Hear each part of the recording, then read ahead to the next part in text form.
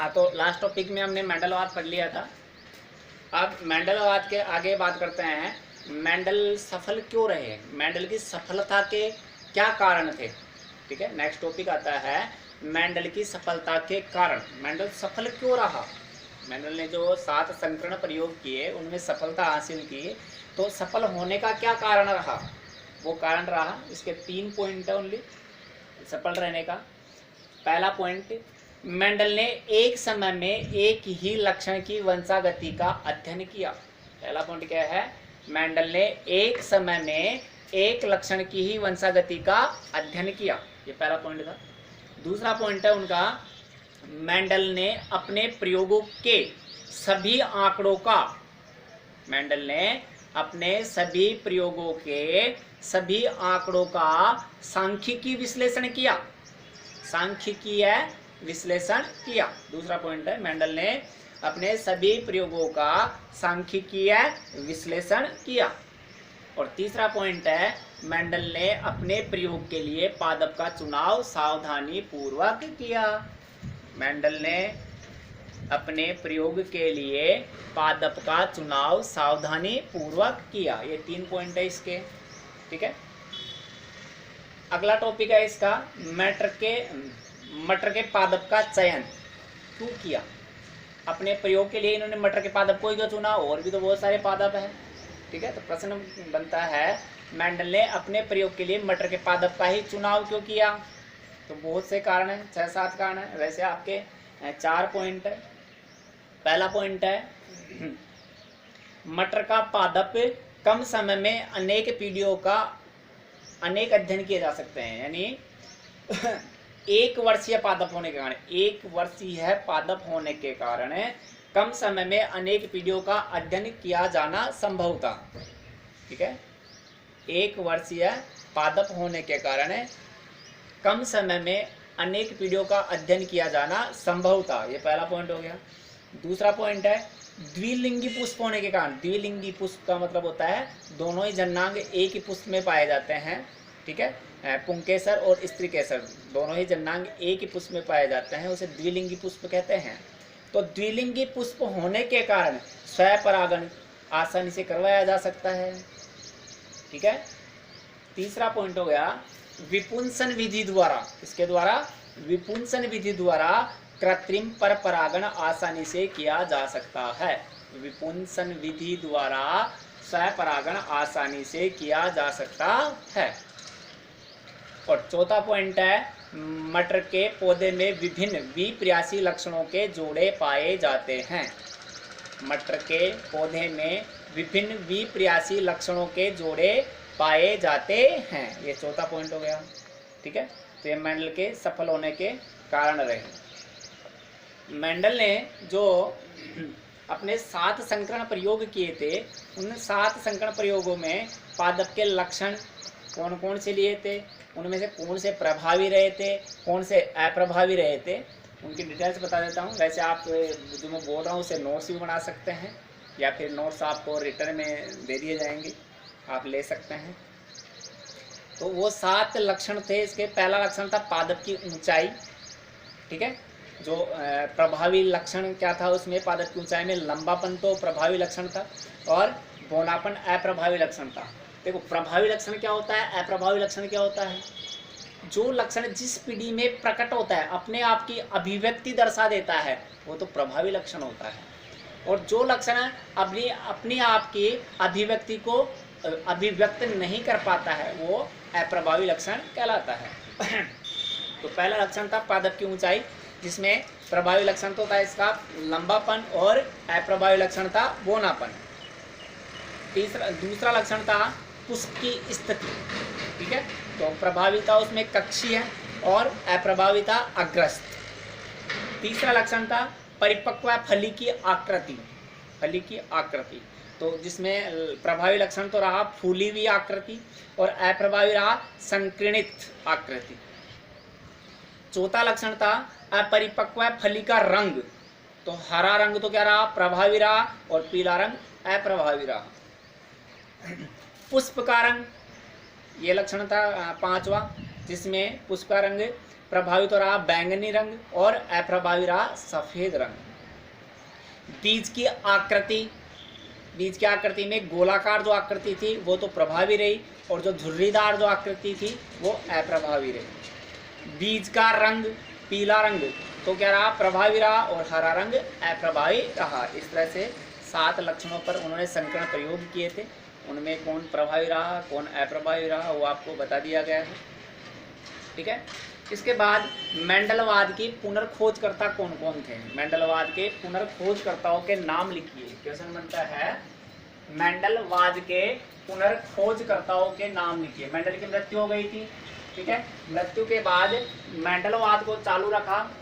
पुनर्खोज किसने किया, उनका नाम क्या था? तो हॉलैंड के तो थे ह्यूगो डे व्रीज, हॉलैंड के क्या थे? ह्यूगो डे व्रीज, ये हॉलैंड के थे। ठीक है, हॉलैंड के ह्यूगो डे व्रीज। जर्मनी के कार्ल कॉरेंस, जर्मनी के कार्ल कॉरेंस, ये जर्मनी के थे।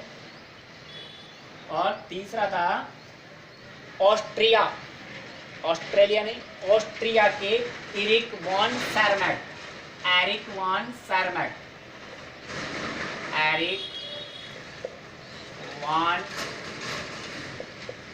सारमैक, ये मेंडलवाद की पुनर्खोजकर्ताओं के नाम है। किसके नाम है? मेंडलवाद के पुनर्खोजकर्ताओं के।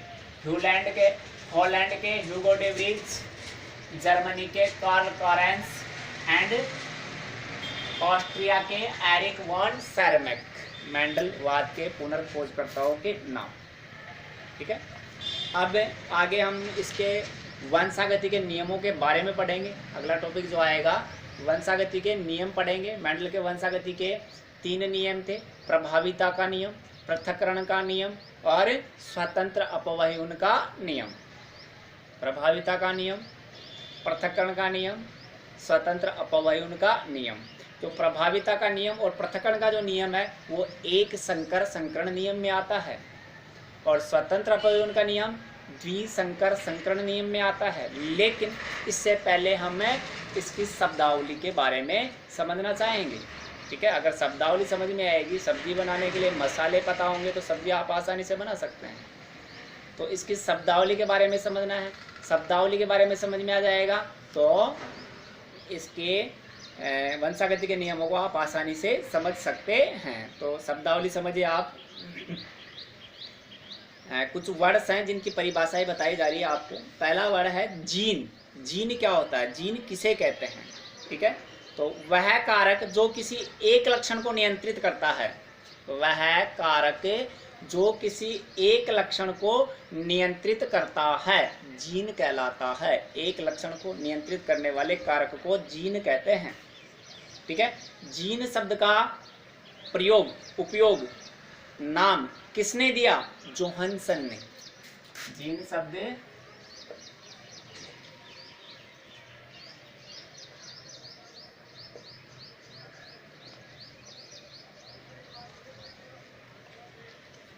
ठीक है, जीन शब्द नाम किसने दिया? जोहानसन ने दिया। तो ये हो गया जीन, किसी एक कारक को नियंत्रित करने वाले कारक को ही जीन कहते हैं।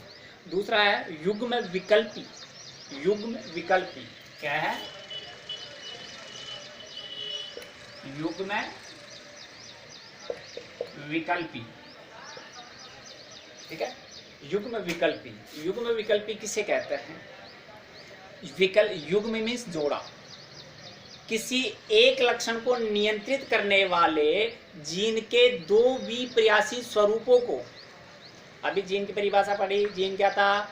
किसी एक लक्षण को नियंत्रित करने वाला कारक। तो युग्म विकल्पी की परिभाषा क्या होगी? किसी एक लक्षण को नियंत्रित करने वाले जीन के 2 विपर्यासी स्वरूपों को। विपर्यासी स्वरूप का मतलब भिन्न भिन्न, जैसे एक तो कैपिटल टी, एक स्मॉल टी। ठीक है, युग्म है और विपर्यासी लक्षण है, विपर्यासी स्वरूप है। एक लंबापन का स्वरूप है, एक बोनेपन का स्वरूप है। इसको क्या बोलेंगे? युग्म विकल्पी बोलेंगे। क्या बोलेंगे? युग्म विकल्पी। इसको लंबापन बोलते हैं, इसको बौनापन बोलते हैं। तो युग्म विकल्पी की परिभाषा क्या होगी? किसी एक लक्षण को नियंत्रित करने वाले जीन के दो विपर्यासी स्वरूपों को युग्म विकल्पी कहते हैं। जैसे लंबापन कैपिटल टी, बौनापन स्मॉल टी। ठीक है। अब ये युग्म विकल्पी भी दो प्रकार के होते हैं। एक होता है समयुग्मजी और दूसरा होता है विषम युग्मजी। तो समयुग्मजी में क्या होंगे? अगर दोनों ही विकल्पी कैसे होंगे? समान होंगे, जैसे कैपिटल टी होंगे, तो वो तो होगा समयुग्मजी। और अगर दोनों युग्म विकल्पी क्या होंगे? अलग अलग होंगे, एक कैपिटल टी और एक स्मॉल टी होगा, तो वो होगा विषम युग्मजी। तो समयुग्मजी की परिभाषा क्या होगी? जब किसी एक लक्षण को नियंत्रित, वही परिभाषा युग्म विकल्पी की परिभाषा के अनुसार ही बन जाएगी।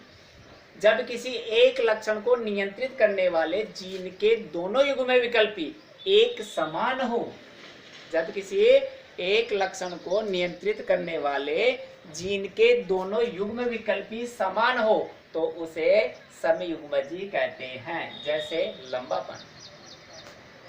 विषम युग्मजी किसे कहते हैं? जब किसी एक लक्षण को नियंत्रित करने वाले जीन के दोनों युग्म विकल्पी असमान हो, तो उसे विषम युग्मजी कहते हैं। जैसे कैपिटल टी स्मॉल टी। ठीक है। अगला पॉइंट है लक्षण प्ररूप। लक्षण जो दिखाई देते हैं, बाहर से ही दिखाई देते हैं, उसको लक्षण प्ररूप कहते हैं। बाह्य प्रतीति को, किसी सजीव की बाह्य प्रतीति को, बाहर से जो प्रतीत होता है, जैसा दिखता है, वो उसके लक्षण होते हैं। तो किसी सजीव की बाह्य प्रतीति को लक्षण प्ररूप कहते हैं। ये लक्षण है, लंबापन लक्षण है। ठीक है। बौनापन लक्षण है, बाह्य प्रतीति होती है। किसी सजीव की बाह्य प्रतीति को लक्षण प्ररूप कहते हैं, जैसे लंबापन, बौनापन। ठीक है। और अगला पॉइंट है जीन प्ररूप। जीन प्ररूप में आनुवांशिक रचना देखी जाती है, शुद्ध अशुद्ध देखा जाता है। जैसे ये शुद्ध लंबा है, ये शुद्ध बौना है। ठीक है। ये अशुद्ध लंबा है, ये अशुद्ध लंबा है। तो आनुवांशिक की रचना देखी जाती है। ठीक है। वो जीन प्ररूप होता है। किसी सजीव की आनुवांशिकीय रचना, किसी सजीव की आनुवांशिकीय रचना को जीन प्ररूप कहते हैं। ठीक है। जैसे शुद्ध लंबे, शुद्ध बौने, अशुद्ध लंबे, ये इसके उदाहरण हो गए।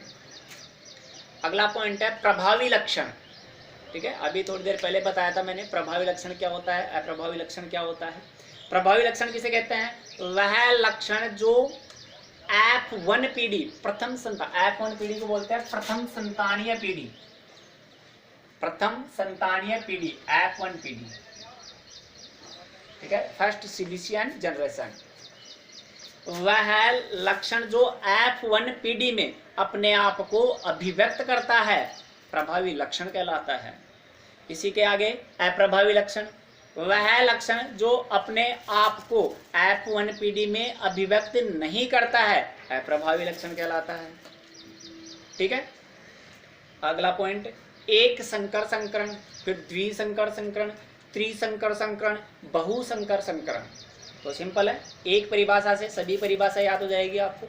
एक संकर संकरण किसे कहते हैं? वह संकरण जिसमें एक लक्षण की वंशागति का अध्ययन किया जाता है। जब एक लक्षण की वंशागति का अध्ययन किया जाता है तो एक संकर संकरण कहलाता है। ठीक है। वह संकरण जिसमें एक लक्षण की वंशागति का अध्ययन किया जाता है, एक संकर संकरण कहलाता है। वह संकरण जिसमें दो लक्षणों की वंशागति का अध्ययन किया जाता है, द्विसंकर संकरण कहलाता है। वह लक्षण जिसमें तीन लक्षणों की वंशागति का अध्ययन किया जाता है, त्रिसंकर संकरण कहलाता है। और वह संकरण जिसमें तीन से अधिक लक्षणों का अध्ययन किया जाता है, उसे त्रिसंकर संकरण कहते हैं। समझ में आ गई बात?